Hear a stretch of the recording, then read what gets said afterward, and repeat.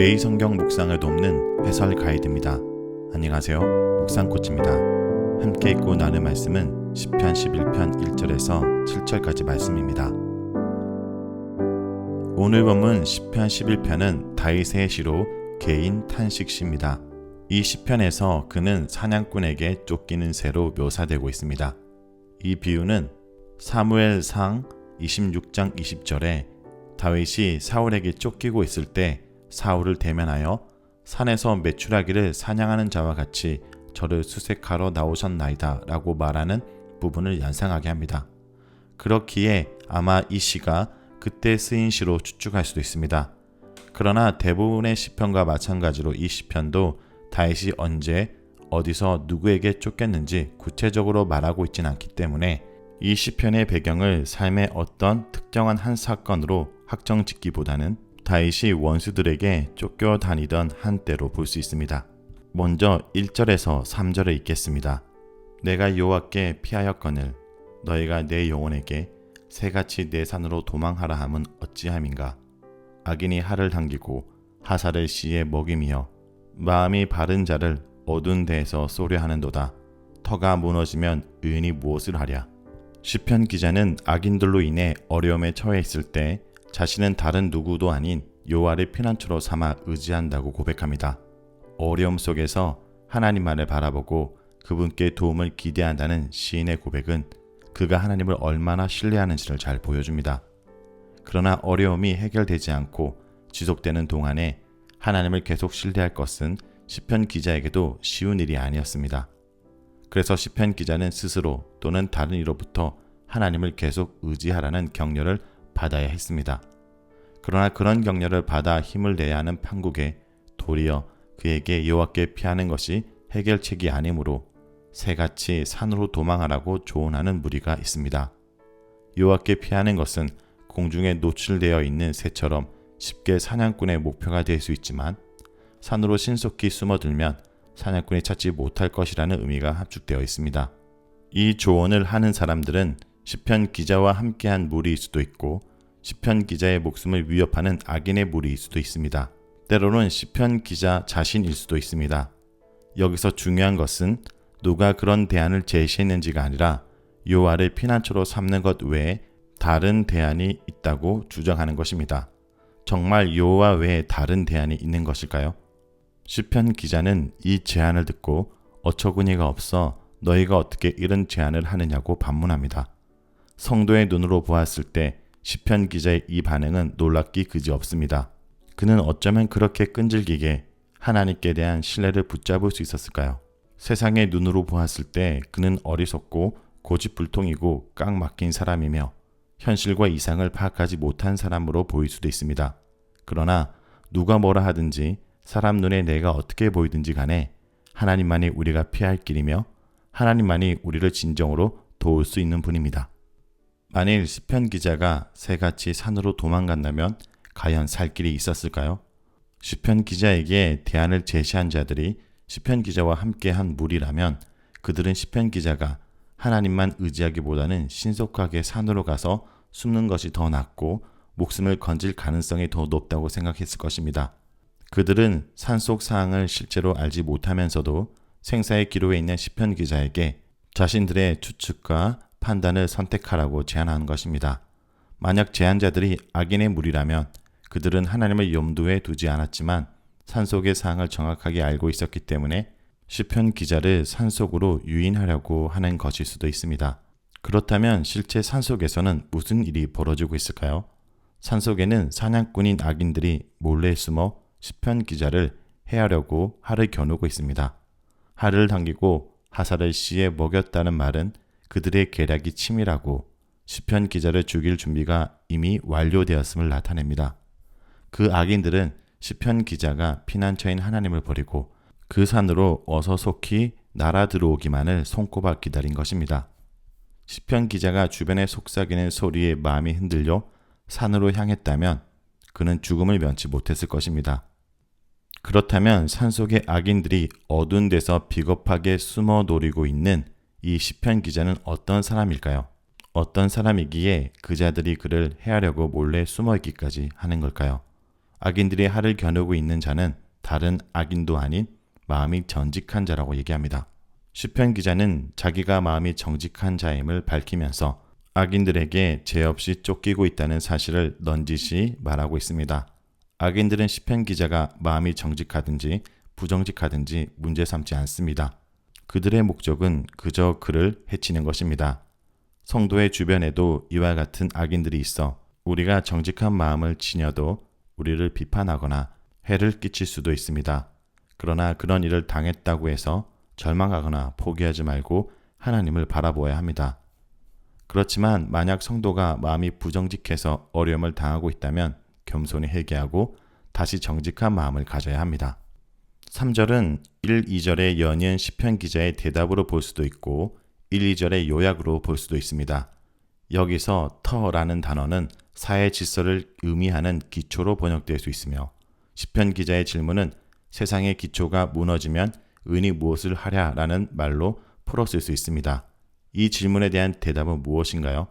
사실상 시편 기자의 질문에는 세상의 질서가 무너지면 의인이 할 수 있는 것이 없다라는 대답이 이미 들어 있습니다. 시편 기자는 자신의 상황을 돌아보면서 인간이 사는 세상에 의와 공평으로 그 질서가 세워져야 함을 강조하고 소망합니다. 이와 동시에 자기가 소망하는 세상과는 거리가 먼 현실에 대한 아쉬움과 절망감을 드러내고 있습니다. 의와 공평을 기초로 한 세상에 산다면 자신이 이런 고통에 있지 않을 것이기 때문입니다. 그렇다면 어떻게 해야 의와 공평을 기초로 한 질서 있는 세상을 만들 수 있을까요? 무엇이 의이며 무엇이 공평일까요? 시편 기자는 그 해답이 하나님께 있음을 확실히 알고 있습니다. 시편 기자가 지향하는 질서 있는 세상은 인간의 생각과 지혜에서 나오는 의와 공평이 아닌 하나님에게서 나오는 의와 공평을 기초로 형성된 세상입니다. 그러므로 하나님을 세상 질서의 기반으로 두어야 의와 공평의 세상을 이룰 수 있습니다. 성도로서 우리는 세상에 하나님의 정의가 물같이 흐르고 공의가 마르지 않는 강같이 흐르도록 기도하고 그런 세상을 만들도록 각자 있는 곳에서 마땅한 노력을 해야 할 것입니다. 4절에서 5절은 감찰하시는 하나님에 대한 부분입니다. 여호와께서는 그의 성전에 계시고 여호와의 보좌는 하늘에 있으며 그의 눈이 인생을 통촉하시고 그의 안목이 그들을 감찰하시도다. 여호와는 의인을 감찰하시고 악인과 폭력을 좋아하는 자를 마음에 미워하시도다. 시편 기자가 악인의 위협 속에서 그리고 하나님을 저버리라는 충고 속에서도 하나님께 대한 신뢰를 놓지 않는 이유는 무엇일까요? 그것은 그가 하나님을 누구신지 확실히 알고 있었기 때문입니다. 시편 기자가 알고 있는 하나님은 바로 세상을 감찰하고 다스리는 왕이십니다. 하늘의 보좌를 두신 하나님이 땅의 성전에도 계신다라는 표현은 하늘의 다스림이 땅에서도 이루어지고 있음을 나타냅니다. 이는 하나님이 하늘이든지 땅이든지 어디에나 계시고 통치하신다는 의미가 함축되어 있습니다. 하나님은 모든 인생을 감찰하시면서 누가 의인인지 악인인지 살피십니다. 악인은 폭력을 좋아하지만 의인은 정직함을 선호합니다.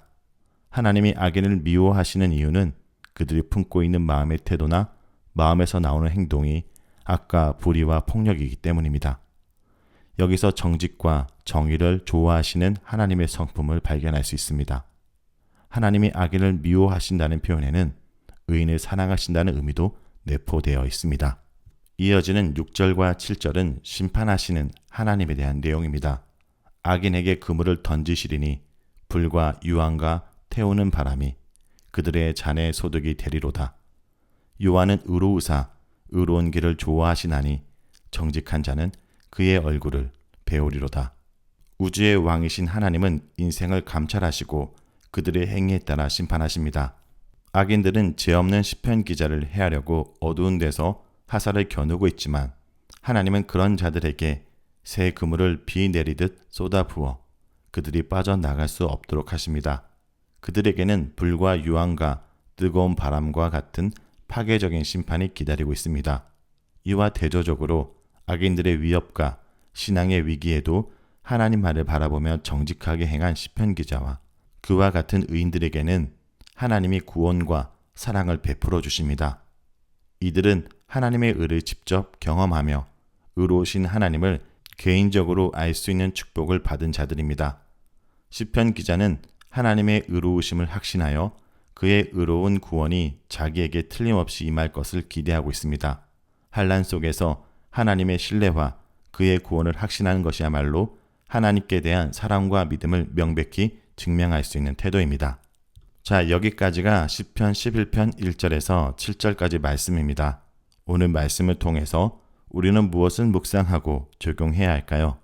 첫째, 주님께로 피해야 합니다.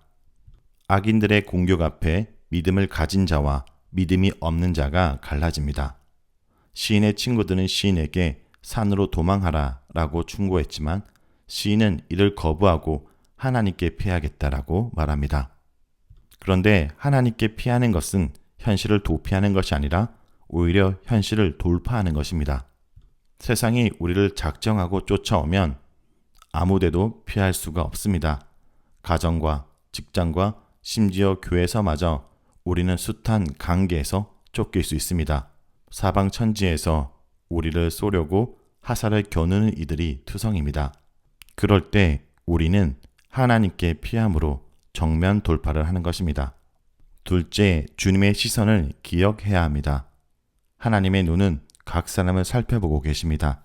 우리가 어제 의인에게 속하는 행동과 말을 했다 해서 오늘도 자동적으로 의인의 무리에 속하는 것은 아닙니다. 의인에게는 그분의 감찰하시는 눈이 부담스러운 감시 카메라가 아니라 억울함을 풀어주는 증거물이 됩니다. 그러므로 하나님은 악인의 악행뿐만 아니라 의인의 무죄함도 감찰하고 계신 것입니다. 땅에서 답을 찾기 위해 타인을 해치는 악인은 불의한 소득을 모두 잃고 더 공허해집니다.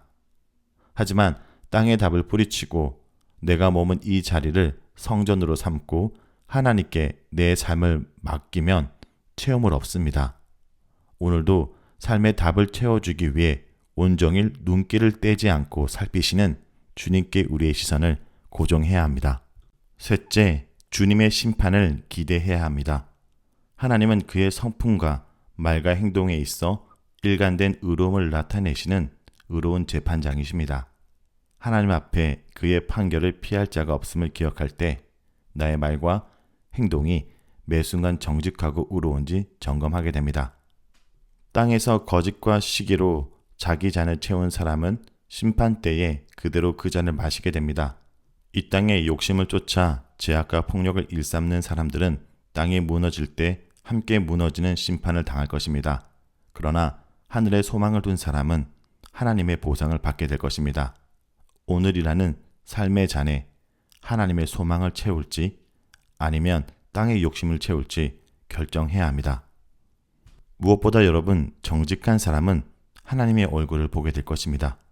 고통과 불법이 만연한 강야를 정직으로 살아내는 순종의 사람들은 날마다 하나님의 얼굴을 대면하여 보는 거룩한 교제에 참여하게 됩니다. 모든 고통과 수치의 눈물을 손수 닦아주시고 날마다 말씀으로 새롭게 어루만져 주는 교제의 자리인 말씀 묵상을 거르지 마십시오. 또한 하나님의 얼굴을 뵐 때 부끄럽지 않도록 의롭고 정직하게 생활하길 간절히 축원합니다.